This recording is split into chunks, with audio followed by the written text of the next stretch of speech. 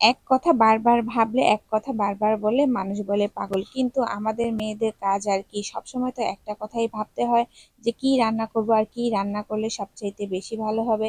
আসসালামু আলাইকুম, সবাই কেমন আছেন? আলহামদুলিল্লাহ আমি ভালো আছি। আজকে গরুর মাংস রান্না করব, আর এই মাংসটা হচ্ছে হাতে মেখে রান্না করব।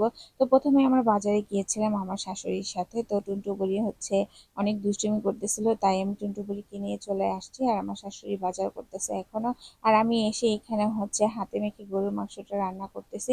তো আমার কাছে কিন্তু কষায় গরুর মাংস রান্না করার চাইতে হাতে মেখে রান্না করলেই বেশি ভালো লাগে।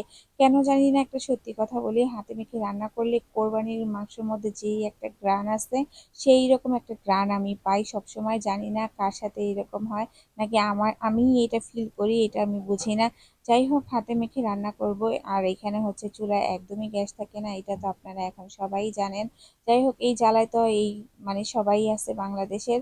যাই হোক, এখানে হচ্ছে রান্নাটা আমি বসাই দিব, আর আমার শাশুড়ি তো বাজারে গিয়েছে। আর হাতে মেখে যখন মশলা মেখে আমরা রান্না করি, তখন আমাদের হাতের অবস্থা কিন্তু একদমই খারাপ হয়ে যায়, হাত একদম হলুদ হয়ে থাকে মশলার কালারে।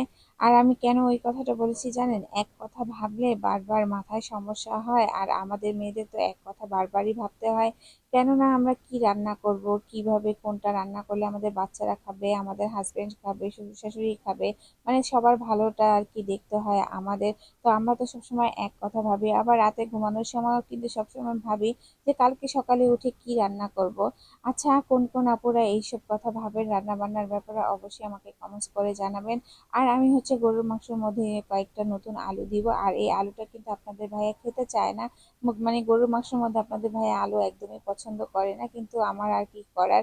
আমিও কিন্তু মাংসের মধ্যে আলু খেতে পছন্দ করি, আর টুনটুবুরিকে দিতে হয়, কারণ টুনটুবুরি এখন পর্যন্ত মাংস চিবিয়ে খেতে পারে না। আমার মেয়েটা যে কেমন হয়েছে আমি নিজেও জানি না।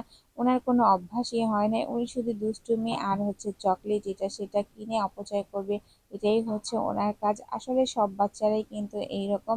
তো আমার রান্নাটা কিন্তু প্রায় হয়েই গেছে, আমি এই রান্নাটা শেষ করে তারপরে হচ্ছে চা খাবো, একটু নাস্তা করব। আর টুনটুবুলিকে এখন পর্যন্ত খাওয়াই নাই, সে তো একা একা খেলাধুলা করতেছে। যেহেতু আজকে শুক্রবার, তার বন্ধ, সে তো খুবই খুশি। আমার মেয়েটা কিন্তু স্কুলে যেতে খুবই পছন্দ করে, কারণ ওনার অনেক বন্ধু বান্ধবী আছে এর জন্য। তো আমার রান্নাটা কিন্তু প্রায় হয়েই গেছে। আর আজকের ভিডিওটা কেমন হয়েছে সবাই কিন্তু অবশ্যই কমেন্টস করে জানাবেন।